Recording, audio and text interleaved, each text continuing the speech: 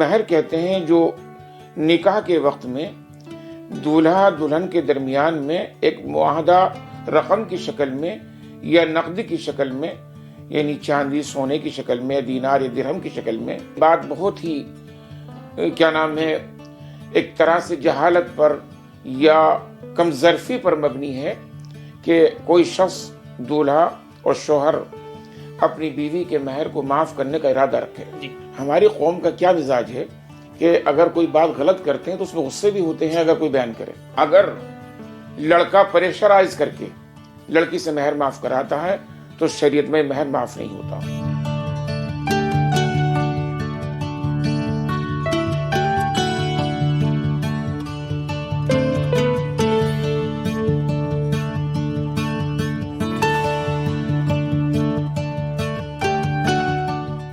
السلام علیکم۔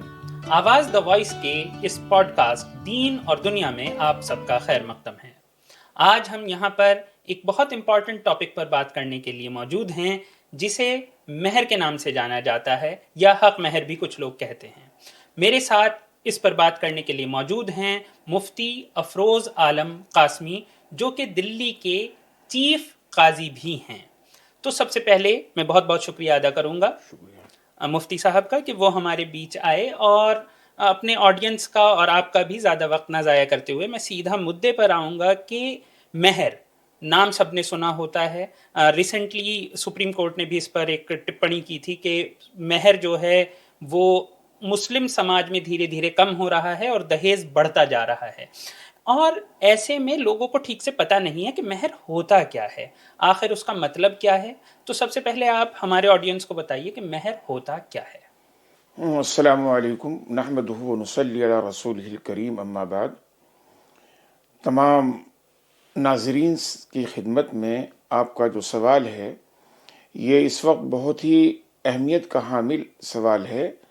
حالات حاضرہ اور معاشرے کو، سماج کو سامنے رکھتے ہوئے میں اس سے قبل کہ آپ کے سوال کا جواب دوں، میں جانا چاہتا ہوں کہ نکاح جو ایک اس سے متعلق ایک جز ہے، یہ اور جز بھی جزو اعظم ہے، یہ یعنی نکاح کے واجبات اور فرائض میں سے اس کا تعلق ہے ایجاب و قبول نمبر 1، نمبر 2 گواہی کا ہونا، عادل مسلم گواہی کا ہونا، بالغ، اور تیسرا اس کا اہم جز ہے مہر۔ باقی سنتیں ہیں، خطبہ مسنونہ پڑھنا یہ سنت میں شامل ہے، اور ولیمہ کرنا یہ شامل ہے، باقی کوئی میٹھی چیز تقسیم کرنا اس وقت میں، اس خوشگوار فضا میں، یہ سنت میں شامل ہے۔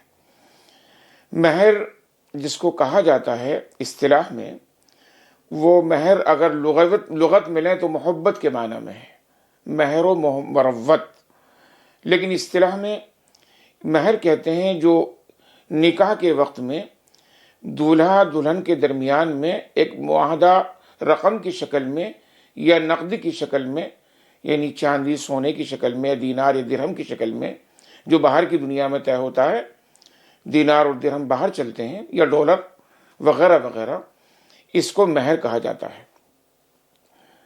اس مہر کا جو ایک معنی ہے اور مہر کی ایک تعریف ہے وہ یہ ہے کہ جو اس کی دولہا کی رفیق حیات بننے والی خاتون ہے، دلہن ہے، اس کے اکرام میں، اس کی تعظیم میں، اس کو قابل قدر بناتے ہوئے، اس کی عزت دیتے ہوئے یہ ایک حق طے ہوتا ہے۔ یعنی یہ نہیں سمجھے کوئی شخص کہ یوں ہی عورت کو بس ایک ایجاب و قبول سے اس کے حوالے کر دیا، بلکہ اس کا مالیات میں حصہ روز اول سے شامل کر دیا، تاکہ اس کا جب کوئی ایسا موقع آئے تو اس کو یوں کہا جائے کہ یہ ایمرجنسی مینٹیننس کے طور پر ہے، کوئی بھی حالات ایسے پیش آئے تو جب اس کو ضرورت پیش آئے، اور یہ ایسا حق ہے کہ جو اس کے اوپر واجب الادا ہے۔ اس کے سلسلے میں اسی لیے یہ بات بہت ہی ایک طرح سے جہالت پر یا کم ظرفی پر مبنی ہے کہ کوئی شخص دولہا اور شوہر اپنی بیوی کے مہر کو معاف کرنے کا ارادہ رکھے، جی معاف کرانے کا ارادہ جی کرے۔ آپ نے مفتی صاحب نے بہت اچھے سے یہ سمجھایا کہ مہر جو ہے وہ ایک رقم ہوتی ہے یا کوئی بھی ایسی چیز جو کہ پیسے میں تبدیل کی جا سکتی ہو، وہ ہوتی ہے جو کہ عورت کو اس لیے دی جاتی ہے تاکہ اسے ایک طریقے سے اکنامک انڈیپینڈنس دی جا سکے، اگر میں آسان الفاظ میں اس کو بیان کروں تو تو اب اس کے بعد اگلا مدعا جب یہ بات آ گئی ہے تو مدعا یہ آتا ہے کہ کتنا پیسہ، کتنی رقم آخر ہونی چاہیے جو مہر میں دی جائے یا مہر کا حصہ بنے، وہ کتنی رقم ہونی چاہیے۔ اس پر بہت سی باتیں ہوتی ہیں، کچھ لوگ کہتے ہیں مہر فاطمی ہی ایک اسٹینڈرڈ ہے، کچھ لوگ کہتے ہیں اگر کسی مرد کی اس سے زیادہ مالی حیثیت ہے کہ وہ اس سے بھی زیادہ دے سکتا ہے تو اسے وہ دینا چاہیے، کچھ لوگ کہتے ہیں ہماری اتنی بھی حیثیت نہیں ہے، اور طرح طرح کی باتیں ہوتی ہیں۔ تو اس کے بارے میں شریعت کا کیا کہنا ہے؟ شریعت میں یہ بات بالکل آپ نے بجا فرمائی کہ جو حقوق کا معاملہ ہوتا ہے وہ بالکل ایسا نہیں ہے کہ آزادانہ طور پر جتنا مرضی آئے اتنا رکھ لیا، اور اس میں شریعت نے رہنمائی نہ دی ہو، اسلام نے۔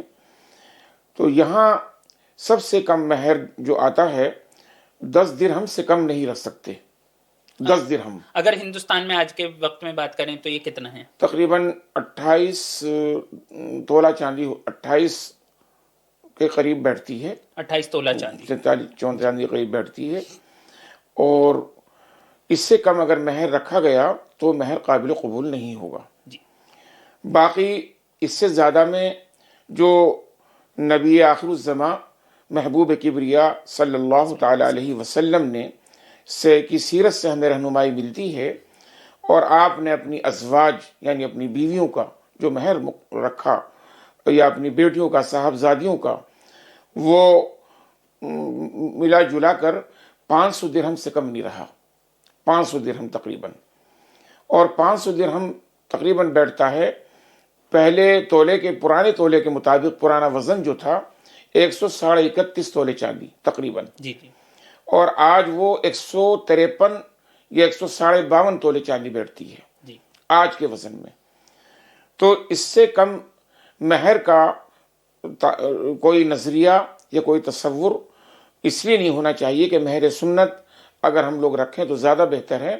باقی جو میں اس وقت موقع پر بات کہوں گا، جو ہمارے علماء نے بھی، اکابرین نے بھی اس بارے میں روشنی ڈالی ہے، اور قرآن و حدیث کی روشنی میں وہ بات ہے کہ لڑکے کی شوہر کی حیثیت کے مطابق اس کو رکھا جائے۔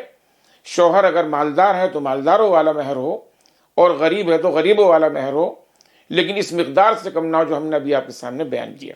آپ نے مقدار بتا دی، آپ نے یہ بھی کہہ دیا کہ شوہر کی حیثیت دیکھنی ہے ہمیں، مالی حیثیت، لیکن ایک اور مدعا آتا ہے، یہ ڈیسائیڈ کون کرے گا؟ یعنی کہ کون یہ فیصلہ لے گا کہ مہر اور کب لیا جائے؟ یعنی کہ کیا بالکل نکاح کے وقت لیا جائے، پہلے ہی اس پر بات کر لی جائے، اور یہ والدین کے بیچ بات ہوگی، یا دلہا دلہن کے بیچ بات ہوگی، یا دلہا اور لڑکی کے والدین کے بیچ بات ہوگی؟ تو کون یہ ایک طریقے سے کون یہ ڈیسائیڈ کرے گا کہ کتنا مہر کون کب کیسے لے گا؟ دیکھیے، لڑکے کے جو وہ ہوتے ہیں وارث یا ولی ہوتے ہیں، وہ تو والدین ہوتے ہیں۔ اگر والدین نہیں ہیں اس دنیا میں تو پھر چچا، تاؤ اور اس کے جتنے بھی لوگ ہوتے ہیں وہ حضرات اس کے ذمہ دار اور قریبی ہوتے ہیں۔ دلہن کے معاملے میں بھی یہی ہے کہ والدین ہوتے ہیں، چونکہ لڑکی اس وقت شرماتی ہے، شرمیلا موڈ ہوتا ہے اس کا، اور وہ بہت جھیپ کھاتی ہے اس وقت کوئی بات کہتے ہوئے، بلکہ اجازت بھی دیتے ہوئے اسے شرم سی آتی ہے، چاہے وہ دل سے چاہتی ہے۔ تو اس بنا پر حالانکہ طریقہ یہ ہے اصول کہ لڑکی سے اس کی رائے لینی چاہیے۔ جی، اسلام نے چونکہ لڑکی کی عزت کو بڑھانے کے لیے، اس کے مقام اور وقار کو بلند کرنے کے لیے یہ تحفہ دیا ہے، مہر تحفہ ہے، ایک انعام ہے اس کے لیے۔ تو لڑکی سے ڈسکس کرنا یہ ہمارا اخلاقی فریضہ ہے کہ وہ لڑکی اپنے بارے میں اظہار خیال کرے اور اپنی چوائس رکھ سکے۔ اچھا، اس میں ایک اور بات ہے کہ لڑکی سے بھی ہم نے پوچھ لیا، یہ ہو گیا کہ کتنا مہر دینا ہے۔ مان لیجئے کچھ بھی 1 لاکھ پہ مان لیجئے بات طے ہوئی، 2 لاکھ پہ بات طے ہوئی، تو یہ جو رقم طے ہوئی ہے، اب نکاح ہو گیا ہے، تو یہ آخر دلہے کو کب دینی ہے؟ مہر میں یہ مہر کب دیا جاتا ہے اسے لیکن بہت سارے مسکنسیپشن ہیں. کچھ لوگ کہتے ہیں کہ شادی کی پہلی رات پہ پہلے یہ مہر ادا کر دیا جائے، کچھ لوگ کہتے ہیں بعد میں انسٹالمنٹس میں دے دیا جائے، کچھ لوگ کہتے ہیں صرف طلاق کے وقت دیا جاتا ہے، جو کہ ایک عام رائے ہے اگر دیکھا جائے. کم سے کم جو ہم کہتے ہیں نارتھ انڈین مسلمانوں کے بیچ تو یہ ایک عام رائے بن گئی ہے کہ طلاق سے پہلے تو مہر نہیں دینا ہے. تو شریعت کیا کہتی ہے؟ بالکل، یہ مہر کی دراصل اس سلسلے میں اگر ہم اس کو جانیں، مہر دو طرح کے ہوتے ہیں. ایک معجل عین سے، بالعین معجل، اور ایک ہوتا ہے مؤجل حمزہ سے. لیکن ادائیگی چونکہ لوگ نہیں کر پاتے تو میں اپنی طرف سے اپنی رائے کے طور پر یہاں یہ کہتا ہوں کہ معجل غیر معجل، معجل حمزہ کی جگہ غیر معجل کر دی، جا کے سمجھ میں آ جائے بات. تو جو معجل ہوتے ہیں وہ تعجیل یعنی عجلت سے ادا کرنے کے ہوتے ہیں، جلدی ادا کرنے کے مہر. قاضی اس کو اپنے نکاح نامے میں درج کرتا ہے اور اس کو کہا جاتا ہے کہ فی الفور ادا کی جائیں، یعنی کہ چاہے بوقت نکاح. اور بعض لوگ ایسا ہوتا ہے کہ وہ ادا کرتے ہیں، اور یہ انتہائی اچھا، اعلیٰ اور افضل طریقہ ہے. چونکہ مہر کا یہ حق ادا ہو گیا شب زفاف سے پہلے، جی شب خلوت سے پہلے، مباشرت سے پہلے. یہ بہت اچھا طریقہ ہے، اس کو شریعت نے پسند کیا اور بہت ہی اچھی نظر سے دیکھا. دوسرا غیر معجل یعنی مؤجل حمزہ سے. اب اس میں ایک مہلت ہوتی ہے، ٹائم لمٹ ہوتی ہے اس کی، کہ کبھی آپ اس وقت ادا نہیں کر پا رہے ہیں تو اس میں ہم ایک لفظ بڑھاتے ہیں. میں قاضی ہونے کے حصے بیان کر رہا ہوں، چونکہ بہت سے مرحلے آتے ہیں، ان مرحلوں کو سامنے مختصراً عرض کر رہا ہوں کہ وہاں آن ڈیمانڈ یعنی عند الطلب، جب مانگے لڑکی جب دے دیں. ہاں، حسب سہولت نہیں. حسب سہولت میں تو لڑکے کو آزادی مل جاتی ہے کہ وہ ادا کرے گا نہیں کرے گا، وہ کہہ دے گا میری سہولت کے مطابق ہے، تو زندگی گزر جائے گی پوری اور وہ اس میں سہولت ہی نہیں ہوگی. اب وہ لڑکی بیچاری انتظار میں رہے گی. تو اس لیے آن ڈیمانڈ یا تو غیر معجل بھی ہو تو ایسے کرا جائے تاکہ اس کو حق ادا زندگی میں ادا ہو جائے. اور اگر لڑکا پریشرائز کر کے لڑکی سے مہر معاف کراتا ہے تو شریعت میں مہر معاف نہیں ہوتا.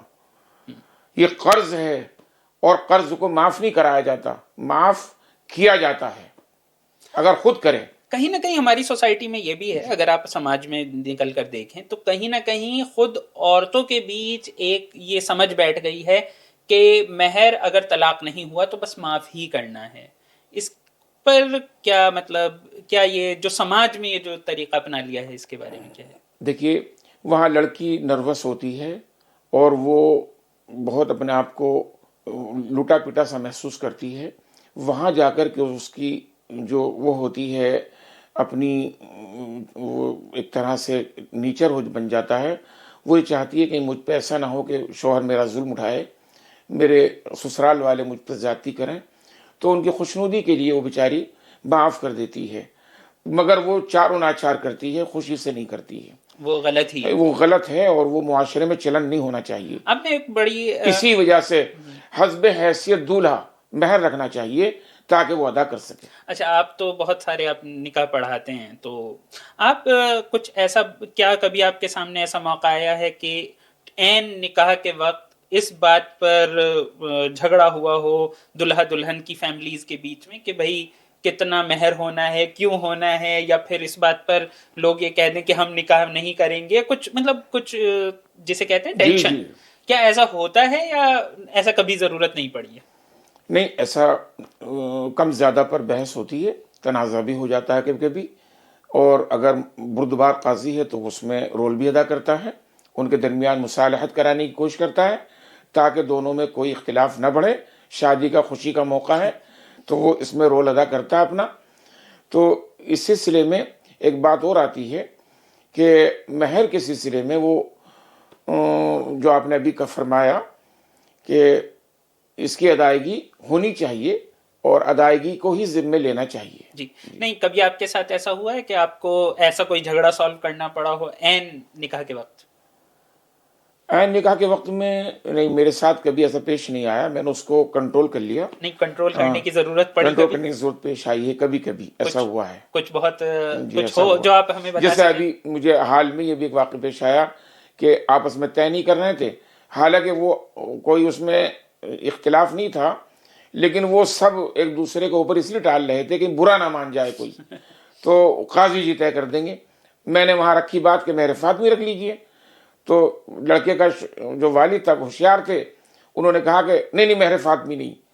انہوں نے کم زیادہ سمجھ کے ایسا کیا ہوگا، انہوں نے 50,000 روپے طے کر دیے اور وہ مہر مقرر ہو گیا. ایک اور میں شق بتا رہا ہوں کہ کبھی مہر طے نہیں ہوتا. فرض کر لیجئے لا علمی اور بے خبری کی وجہ سے شریعت سے، اس وقت کیا کریں؟ طے نہیں ہوا تو فرض تو رہ گیا. فرض تو رہ گیا. اب اس میں اسلام رہنمائی یہ دیتا ہے، سیرت نبوی میں رہنمائی یہ ملتی ہے، گائیڈ لائن، کہ جو اس کی ہم پلہ لڑکی ہے حسن میں اور وقار میں، تعلیم میں، خاندان میں، جو ہم عمر بھی ہو، ہم عمر کے قریب قریب ہو، تو اس کا جو مہر رکھا گیا ہے اسی مہر کے مطابق اس کا آٹومیٹک مہر طے ہو جائے گا. مہر طے. اس کو مہر مثلی کہتے ہیں. مہر مثلی مہر کہتے مثلی ہیں. کہتے یہ بہت اچھی بات آپ نے بتائی. عام طور پر یہ دیکھا گیا ہے، جیسا کہ میری اپنی سمجھ ہے، کہ بہت زیادہ لوگ کم سے کم مہر لکھانا چاہتے ہیں پہلے ہی، اور اس چیز کو جیسے ایک طرف تو دہیز ہوتا ہے جسے زیادہ دکھانے کی کوشش ہوتی ہے کہ ہم نے اتنے لاکھ دے دیے، اتنے کروڑ گاڑی. اس کے اگر ٹھیک اس کے ہم اپوزٹ دیکھیں تو مہر کو کم سے کم کرنے کی کوشش کی جاتی ہے. بہت امیر لوگ ہوں گے 1 لاکھ کا مہر ہوگا.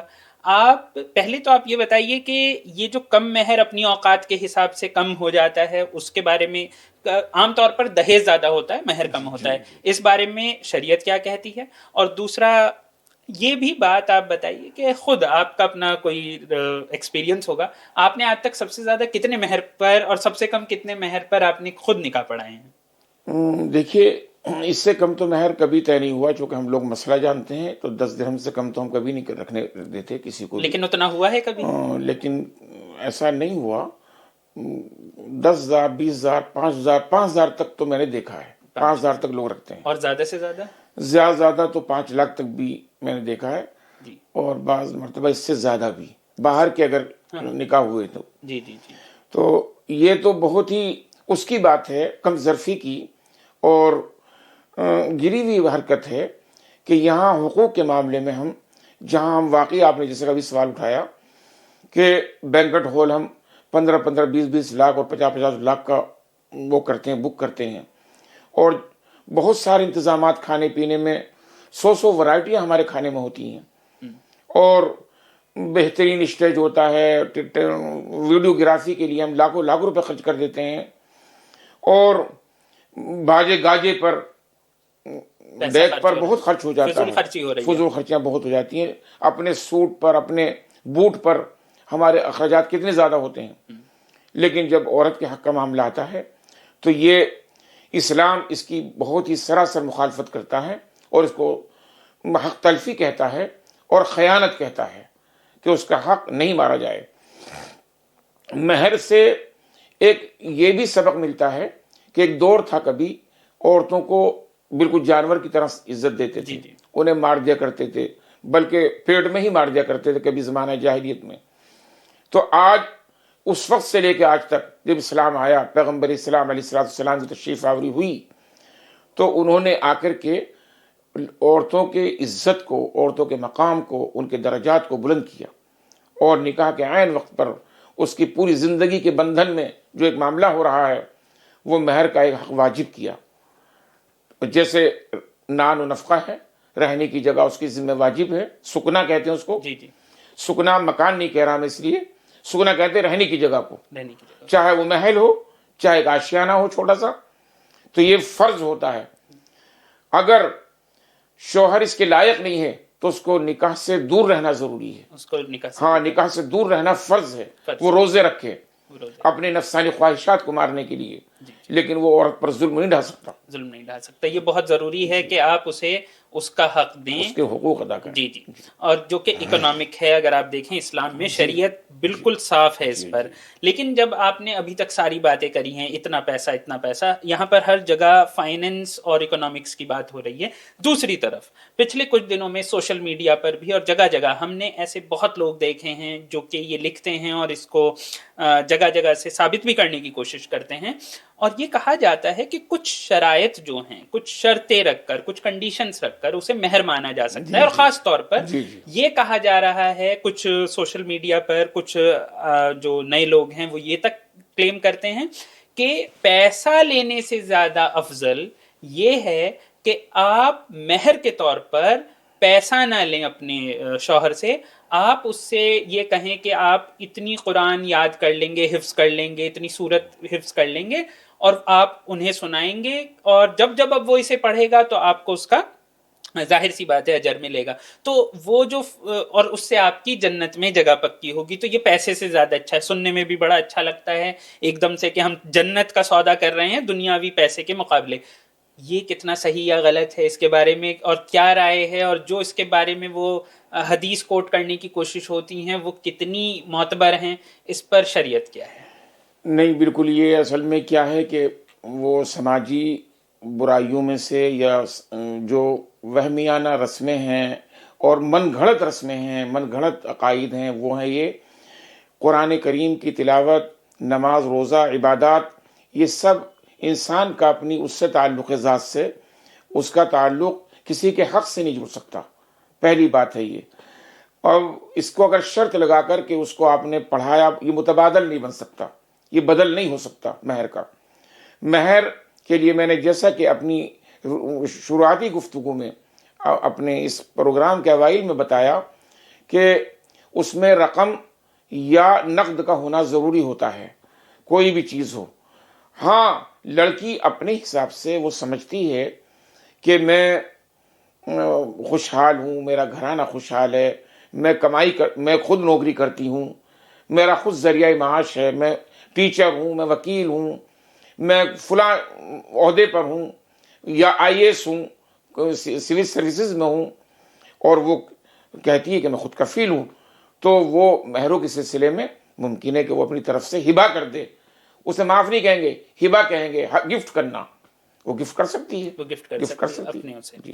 تو یہ ایک بہت، اس کے علاوہ بھی جیسے پوڈ کاسٹ سے پہلے آپ سے ہی بات چیت ہو رہی تھی، آپ نے کہا کہ کچھ لوگ شرط بھی رکھ دیتے ہیں، جیسے شاپنگ کی شرط رکھ دی، اور بہت سے لوگ اسے مہر کے ایکویولنٹ یا مہر کی جگہ بھی لینے لگتے ہیں. یہ کیا ہے جو آپ نے بات کہی؟ کیونکہ یہ ہمارے سامنے کبھی نہیں گزرا کہ شرط رکھی جائیں وہ بھی شاپنگ کرانے کی. تو کیا ایسا سچ میں آپ کے سامنے کوئی واقعہ پیش آیا ہے؟ کچھ میں نے سنا کہ کچھ جگہوں پہ، میں اس شہر کا نام نہیں لوں گا کیونکہ وہ لوگ بھی ناراض ہو جائیں گے ورنہ چینل کو سن کر کے اس بیان کو، کہ ہمیں یہ الزام دے رہے. چونکہ بات ہماری قوم کا کیا مزاج ہے کہ اگر کوئی بات غلط کرتے ہیں تو اس میں غصے بھی ہوتے ہیں اگر کوئی بیان کرے. اور منکرات کو اسی لیے ختم کرنے کا طریقہ حکمت عملی سے ہے. ادعو الی سبیل ربک بالحکمت والموعظۃ الحسنہ. ہمیں لٹمار انداز میں کسی کی اصلاح نہیں کرنی. زبان ہماری مہذب ہو اور بہت ہی ثقافتی ہو، ادبی ہو.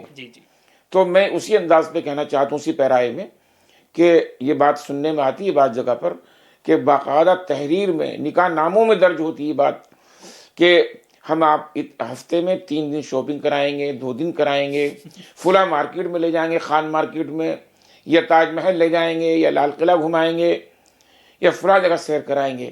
یہ اگرچہ مہروں کے شرطوں پر نہیں ہوتا ہوگا لیکن نکاح سے اسے جوڑ دیتے ہیں. یہ بہت ہی ایک دم بے بنیاد اور بہت ہی خرافاتی رسمیں ہیں. خرافاتی رسمیں. اس کے علاوہ ایک اور چیز ہے جو بار بار آ رہی ہے، آپ نے ایک ورڈ استعمال کیا، آپ نے کہا کہ ہبہ کر دیا، یعنی کہ ہم نے گفٹ دے دیا. کئی بار کہا گیا کہ اپنی مرضی سے عورت معاف نہیں کرتی ہے، اور لیکن تب بھی وہ معاف کر سکتی ہے. یہ تو ظاہر سی بات ہے، ایک انسان کا حق ہے. لیکن کیا کبھی ایسا ہو سکتا ہے کہ ایک عورت نے معاف کر دیا تھا یا کر دیا ہو، اور اس کے بعد اسے بعد میں لگا ہو کہ اس نے غلط کیا، یا کسی وجہ سے وہ بعد میں یہ کلیم کر دے کہ مجھے پریشرائز کیا گیا تھا اس کام کے لیے، تو تب ایسے میں کیا کیا جائے گا؟ دیکھیے، اگر وہ اس معاملے کو اگر وہ فرض اس کے اعتبار سے کر رہی ہے، دل سے اس نے معاف کیا، وہ خود جانتی ہے اس کو، اس کا دل گواہی دے کر دیتا ہے. اگر اس نے واقعی دل سے، خلوص دل سے معاف کیا تھا، معاف کرنے کا مطلب ہبا کیا تھا. معاف تو وہ اس کا ہوتا ہے جو فقیر ہو، جو سائل ہو، جو گدا ہو، گدا گری کرتا ہو، اس کے لیے معافی ہوتی ہے کہ بھی ہمارا شوہر بیچارہ یتیم، بے کس، ناکارہ، بالکل اس لائق نہیں ہے کہ وہ ادا کر سکے. اپاہج تک لفظ بولا جا سکتا ہے، ورنہ تو وہ صاحب حیثیت ہے تو وہ اس کو قبول بھی نہیں کرے گا. وہ کہے گا اپنی خودداری کی وجہ سے کہ نہیں نہیں محترمہ کیسے کہہ رہی ہیں آپ، میڈم آپ کا حق ہے یہ، میں نہیں معافی آپ کی قبول کروں گا، مجھے تو ادا کرنا ہے، میرے ذمہ ہے، اور جیسے میں آپ کو اخراجات کا کفیل ہوں اور ذمہ دار ہوں، ایسی ضامن میں اس کا بھی ہوں. تو اگر وہ معافی کے بعد بھی اگر ریورس کرتی ہے، جی ریورٹ ہوتی ہے، ریورس ہوتی ہے، تو وہ غلط طریقہ ہوگا اور وہ حیا کے اور غیرت کے خلاف ہے. اگر کر دیے تو ہو گیا، وہ جیسے قرض معاف ہو جاتا ہے.